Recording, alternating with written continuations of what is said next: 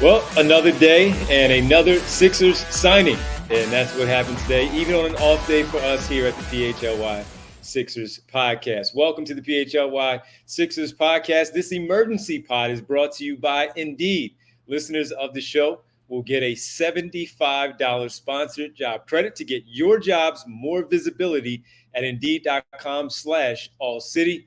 That's Indeed.com/AllCity. Terms and conditions apply. Need to hire? You need Indeed. Well, it looks like KJ Martin, as we know, was looking for a job, and he doesn't have to go far because he is sticking with the Philadelphia 76ers. 2 years, $16 million. Derek Bodner, Kyle Neubeck, I'm Devon Givens, Brianna here with you on this emergency podcast, also presented by our good friends from Rothman Orthopedics. Rothman, as we know, will always take care of you if things get a little tricky for you during these summer months. Once again, Rothman Orthopedics not only sponsoring us here today, but also sponsoring us during this trip, the Summer League trip that we have here with you for the week. Derek, as we start off, this is something that you've really been hammering home to the Sixer fans that this was a possibility, and we're looking at it now, 2 years, $16 million deal for KJ Martin. Can you explain what this means for Daryl Morey and the 76ers? Well, it means that if KJ Martin got 2 years and $16 million, they really think he's going to have a breakthrough season. No, I'm kidding. He is because they're able to use his bird rights to go over the salary cap. This gives them a chance to basically add salary that they can use as trade filler throughout the season. He cannot be traded until January 15th because he would qualify for what was previously known as a base year. It doesn't actually, like the base year restrictions that we had talked about in the past, don't apply now for a regular signing. That was only for a sign and trade. So you don't have to worry about the salary matching impacts of the base year. You do have to worry about there's basically an extra month he can't be traded. It's January 15th instead of December 15th. But basically what this means is they can use his $8 million salary to help make a trade work under the salary cap to match salary in a trade. And that is the reason why he was on there. Have not got this confirmed that the second year is non-guaranteed, but I would be absolutely stunned if the second year was not non-guaranteed. I think that is a pretty safe assumption. Like I said, this is mostly salary matching. Now the Sixers can stack, well, two things. First of all, because the Sixers are going to be over the first apron threshold, if and when they do trade KJ Martin, they cannot take back more salary than they send out. So one way to get around that would be to stack salaries, especially with minimum contracts. So you can get up into that $10, $12, $14 million range in salary that you can take back. But this deal is to give them flexibility. If you've been listening to the show, we've been talking about this for quite some time. It was the last little bit of flexibility that they could try to eke out of this offseason. And I think it makes a lot of sense to delay that until an in-season trade rather than trying to pursue a sign-and trade now. Derek, I have a quick question just for clarity's sake, and hopefully you can help the audience on this one. The minimums would be different in terms of the salary matching and trades based on years of experience, right? Like I know they get paid the same, but does it count the same in trades? Or they get paid differently, but does it count the same in trades? I'd have to double check. That was one of the things I was aiming to look up before he got on the air. I haven't gone through and double checked. It might be revised down to the second year. So basically the cap hit for all minimum signings or all 1 year minimum signings is prorated down to that of a 2-year veteran. I'm not sure if the cap hit on outbound trades is prorated down as well. So I have to double check that. But again, as a key there, that is only true for 1 year minimum contract. So like Kyle Lowry, for instance, signed a 2-year minimum contract. His cap hit is $3.3 million because of that. It's not the $2.1 million that would be for a 1 year contract. So I would have to double check that. I believe it's still prorated down on the cap hit, but I'm not sure. Yeah, just because, that would make a material difference. Like, let's say if you're combining it's KJ with Lowry and a Gordon is a material difference between Lowry and just for sake of example, if they sign Jeff Doughton to a minimum or if they sign somebody else with fewer years of experience to a minimum. So that's we'll I'll tell you what, Kyle, back on that part.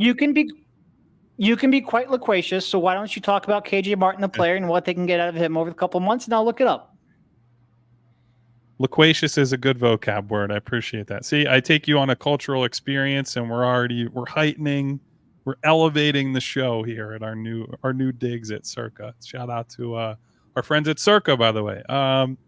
Yeah. So look, is KJ this really exciting signing? Am I going to sit here and spin to you, wow, he's like this wing with lots of upside? No, I mean, we saw who KJ was and what he can do last season, I think.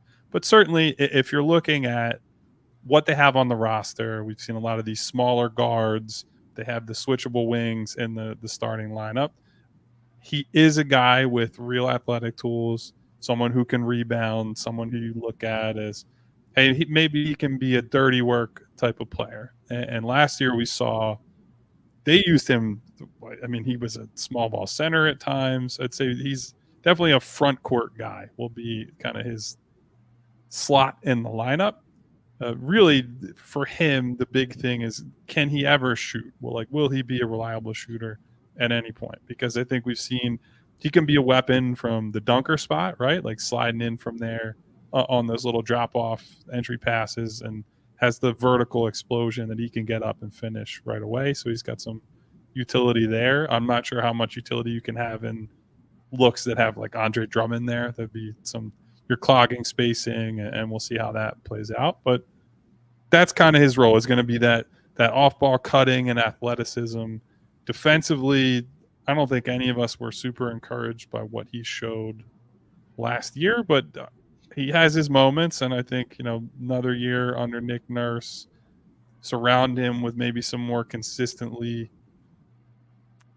engaged defenders, and you can take advantage of him as like a weak side rim protecting guy, someone who can play behind or play off of the center as the low man. I think he had some good moments as the low man defensively last year, would be the one big thing I saw from him. But yeah, I mean, look, I think he probably knows, as we do, as many of the fans do at this point, that this is more about maintaining some flexibility for a trade down the line. I don't think in a vacuum he was going to get $16 million from another team, or at least like the annual value that he's getting on this 1 year, because we're talking about like that's the same amount of money basically as Caleb Martin and Najee Marshall and Kelly Oubre, some of these other guys who are like real deal.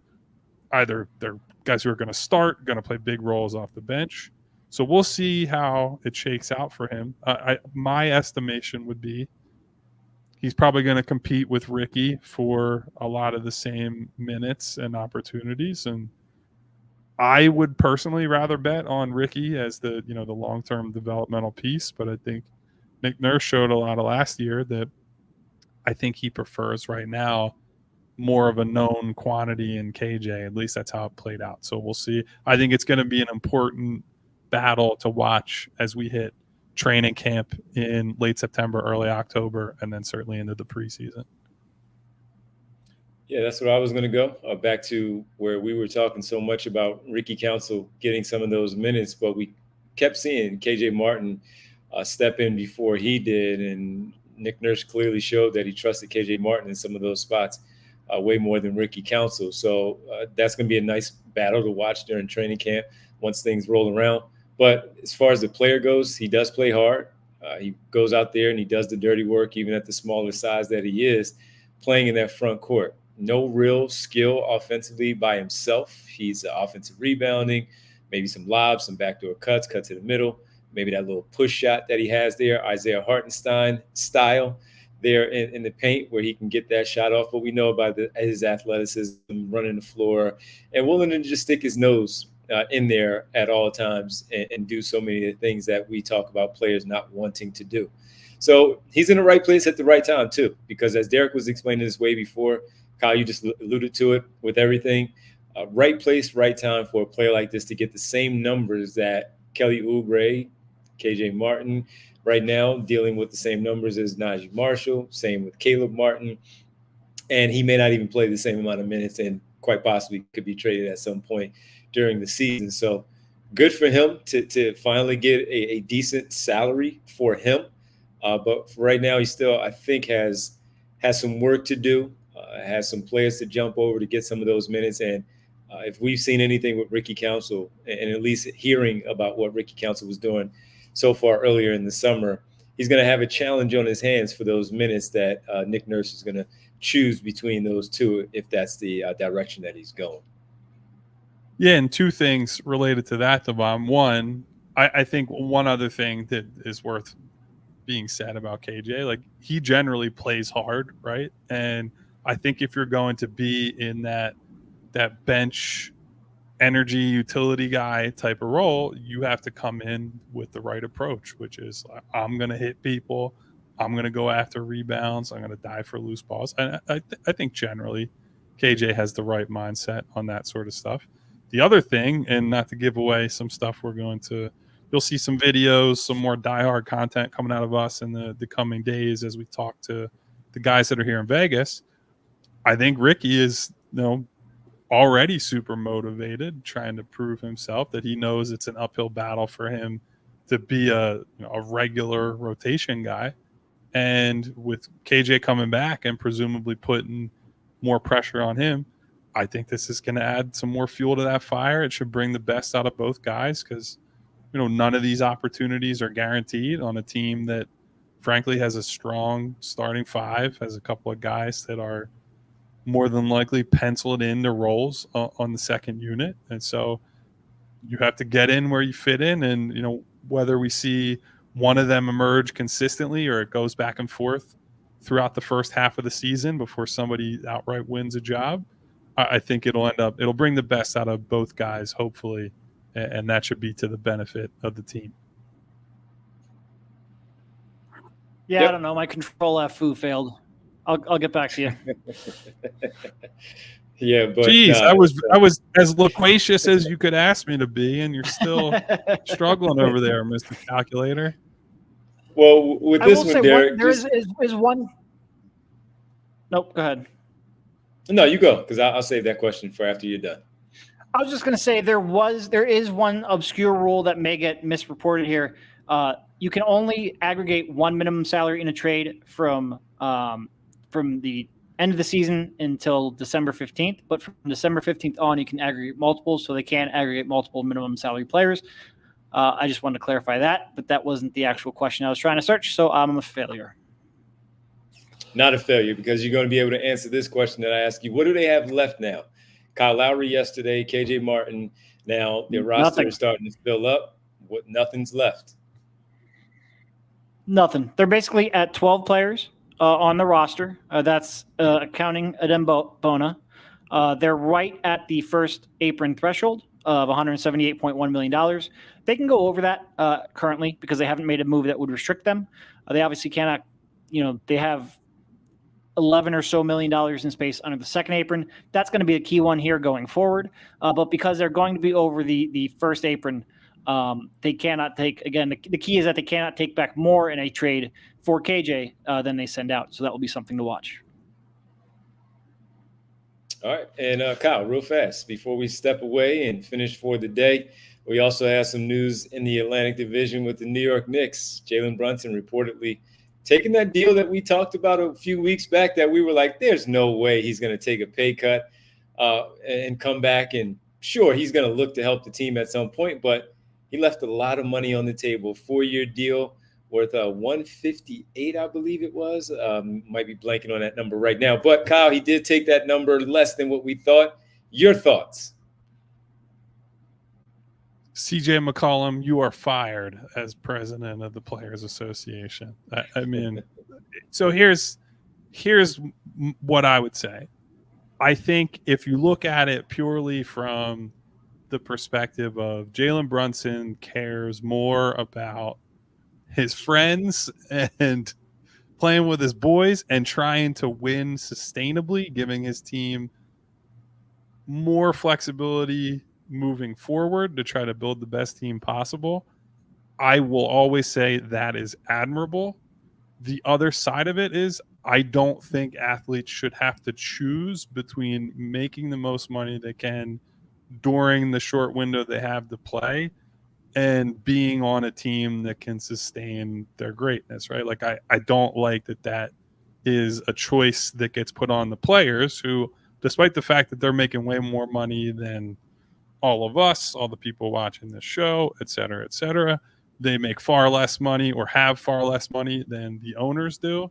And so the owners getting to essentially underpay guys like Brunson, all the tons of other guys around the league. They've squeezed the middle class of free agents. I think we've seen that all around the league, that there are a lot of guys. So another example, perfect example of that, Gary Trent's name has come up in our chat today about, do they have a chance to get him? We've seen some reporting suggesting he may take a below market deal to play on a high level team, play on a contending hopeful. And, in like a normal, what I would consider a normal NBA environment, I think someone like Gary Trent, well, maybe he was overpaid previously. I think he could still and probably should make some good money for the skill set that he has. And now we're looking at it like, is this guy going to be on a minimum next year? Like, is that possible? And so I think as these mechanisms have been put in place we can argue about why they were put in place. It really just seems like it was a way for owners to get away with excusing underspending on their teams. Now this is a great example of the cost of what happened in the last CBA negotiation. So I don't like it from that perspective, but I admire Jalen Brunson for saying, I'm still going to make $158 million, and I want to put winning first. Like, you always tip your cap to guys who are willing to do that just to try to win as much as possible.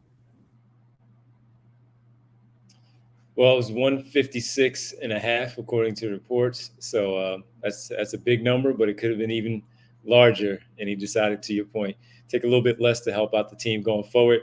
Real time with Prince Blue with a super chat, fellas. KJ's daddy had the same skill set and was a #1 pick with a crying, laughing emoji, except he was 6'9", where KJ Martin, a little bigger, is 6'3", 6'4". He may play with the same ferocity or same type of mentality, maybe, but his dad was a little bit bigger in terms of that height, and fearless, which made him that #1 pick out of Cincinnati for the, at the time, New Jersey Nets. We appreciate it. Real time with Prince Blue.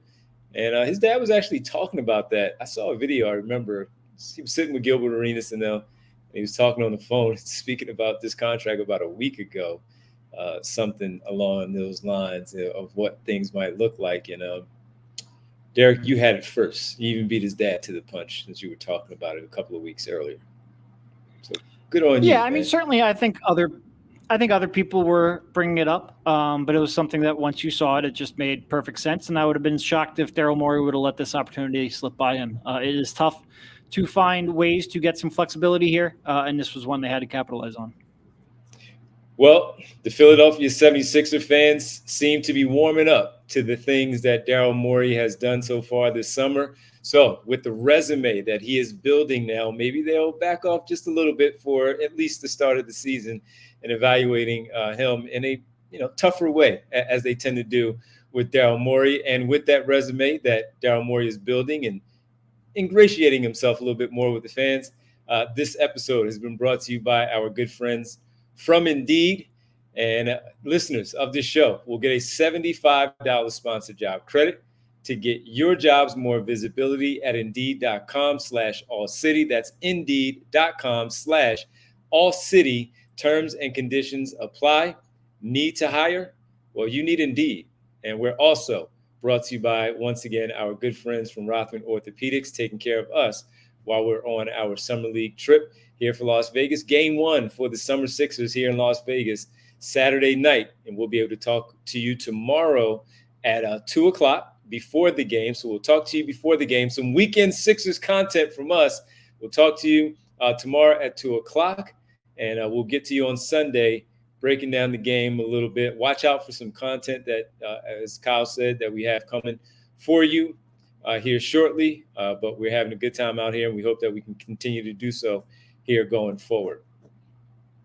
And watch out for the Grateful Dead tie-dye shirt that I will be wearing on tomorrow's show. That is the Kyle Neubeck promise that you will see and perhaps hear about our trip to the Sphere that Mission accomplished. And again, we did it, everybody. Related to that, I am very glad that the Sixers decided to leak this here at 7:30 Eastern time, or a couple hours ago, but like 5 o'clock Eastern time, because that gave us a little bit of a chance to recuperate. An early morning emergency pod would have been tough sledding. So thank you again. It always comes back to us, and this one helped us out. Absolutely. Well, we'll talk about all of that tomorrow as well. For Kyle and Derek and Brianna, of course, with us as always. I'm Devon. We'll talk to you tomorrow right here on the PHLY Sixers podcast, 2 o'clock Saturday. Be there.